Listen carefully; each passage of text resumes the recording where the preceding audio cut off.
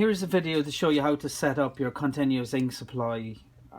This one in particular is for the XP-422, but basically loads of the Epson printers are very similar, and the cartridges that we're using in this are Epson 29s, which are the strawberry ink cartridges, and these are the setup ones.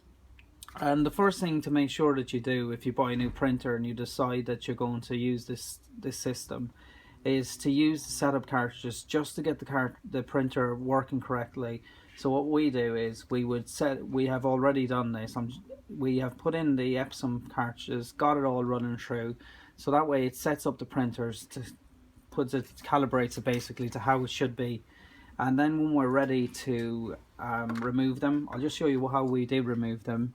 You just go into the menu, and on this particular printer there's like a screen that shows you, but it's basically the same. If you know how to remove your ink cartridges, that's basically what you do. So we go across and it's setup and it's maintenance. Like, this could be slightly different in other printers, but like if you have the instructions for your printer and you just go how to ink cartridge replacement is what you're looking for. So what you would have done, what we did was we went down to that ink cartridge replacement, pressed OK, and it's asking you replace the ink cartridges. You just go start, and we just opened it up, and this is what the system looks like. I've already put this in, and I'm going to show you how I did it in a second. So what we did was we said yes, we'd like to replace them. So I took out the 4 cartridges, and then literally this comes in a block already together. So we put the 4 cartridges, just line them up properly and just clip them in. With these particular cartridges you'll find that because they're 4 together, if one clicks in slightly quicker than the other one, the others just take a bit more clicking. So if you just push it down at the back, and you'll usually hear a click.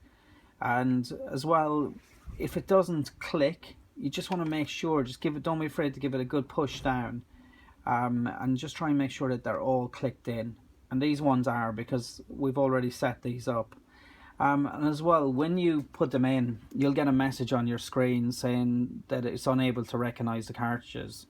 So what would happen is the cartridges will go across and come back, and if you see this little white button here, this is before you put them in, you can look at this little button, and this is a reset.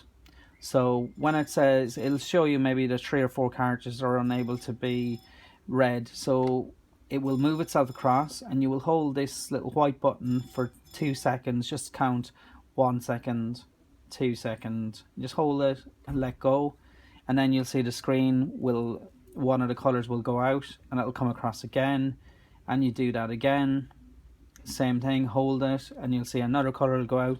Sometimes it doesn't need doing, but other times it will. And this one, when we put these 4 cartridges in, it needed to be done 3 times, and each time we did it, one light went out, and it accepted them no problem at all.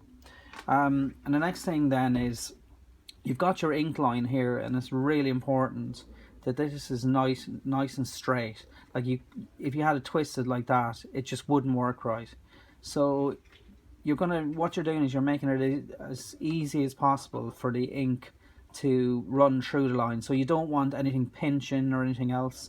You get this little arm with the printer, with the kit, and we've already put it in for you. So this is what it was like. So we removed this red backing from the back, and then we put it around about 50% of the way across, like that, and just stick it down, and it's really strong adhesive. So if you put it around about there, and then this opens just slightly, and there's little grooves. So what you want is your ink lines in there, and when it's moving across, you want the printer to be able to go all the way across, like so. You want it to be able to go all the way across to the end, and you can have it even a little bit. You don't want it too floppy, because it's going to start banging on the roof here when you start printing. So round about that's fine. You want to give it a little bit of give, because if it's too tight as well, it won't be able to go the whole way across, and it'll not only damage it, but it won't print right. And then again, same thing when it comes back over here. As you can see, as it's going over, it's dropping down, which is stopping it making too much of a banging. there is a bit of a recess, so it shouldn't be too bad. Sometimes you will hear a small tapping like that when you're printing, which can be quite annoying. But if that is the case, just tighten it up a little bit. Don't go crazy. Just tighten it a little bit like that, and you'll get to a stage where, like this one, you'll see when we do it, there's no noise at all. It prints as normal, and you're saving an absolute fortune as well, which is great on printing. So as you can see, again, that's as far as it'd ever have to go across.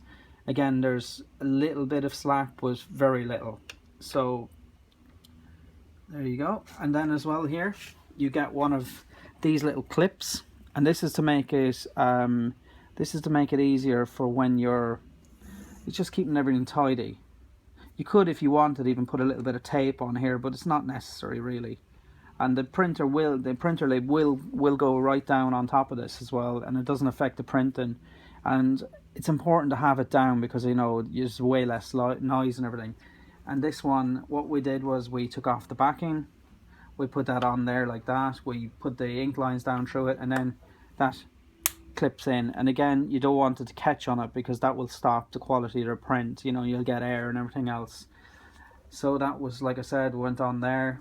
And again, you will have a slight loop here, that's just normal and not to worry about it. But again, you don't want an actual kink, there shouldn't be any knots or anything. So as you can see, it's nice and smooth.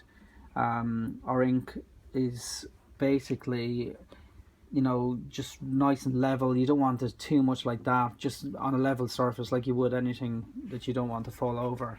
And again, I wouldn't have it on the edge of the table or anything, because just a little bit of vibration over time, you mightn't even notice it, but in the end it'll end up falling off. So one thing to remember as well, once you've got your cartridges into your printer, you've got to remember that even though we've shown you in a previous video, and it's on our channel, how to prime your cartridges, like, it is a bit fiddly and it does take a bit of time, but the savings are absolutely huge. Like, our kit is under £50, and that comes with enough ink to fill these tanks twice, and that's enough to fill your cartridges probably 5 or 6 or 8 times even, depending on the cartridge.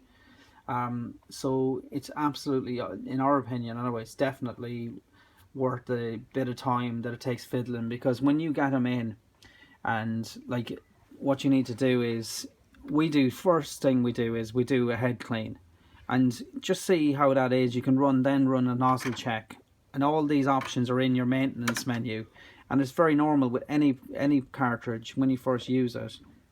So so what we had to do with these particular ones, we had to run 4 head cleans, and you might get to the stage where you think, oh, this isn't going to work, and we were thinking that after the 3rd attempt, and then the 4th time, perfect, absolutely perfect. It prints great, there's no noise. But it did take us, the reason why we haven't shown you exactly how to do everything is because it literally takes, we'll say, 25 minutes to do. So, and as well, if it's the first time you've ever done it, you know, don't be afraid to take your time, stop the video, and it will be worth it in the long run. So what we would do then, to show you how it works, we would just close down the lid. As you can see, it's not quite closing. It's like there's a small bit of give here, but the printer still looks pretty good. You wouldn't even notice that there's not 100% closure there. And if you look around here where the ink lines go in, you know, it's nice and tidy. You can push that in a bit if you want, but again, don't push right up against it, just like that. You know, and if you wanted, you could put something in front of it to hide it if you didn't like the look of the ink or whatever. But like, for me, it's kind of satisfying seeing the ink levels going down and knowing that every time it goes on, you're saving money. So because we wanted to replace cartridges, it's going to say to you to replace it's going to make you do this again, checking ink cartridges. So this can take quite a while, so don't be surprised if that's the case. And it will also say charging ink, please wait, and all it's doing is it's purging the ink downwards down to the print head, so that it does print. And once this is done, you'll be ready to print, and I'm sure that you'll be very happy with it.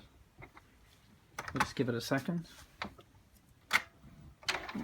This was just to give you an idea of what I printed earlier.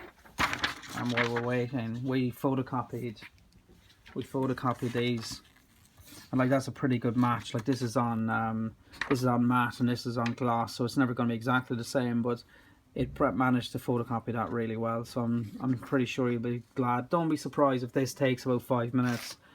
So thank you very much, and I'm sure that you're going to be delighted with the cartridges and the CISS system. It's still going, but I'd expect it to be finished in a couple of minutes. Thank you very much.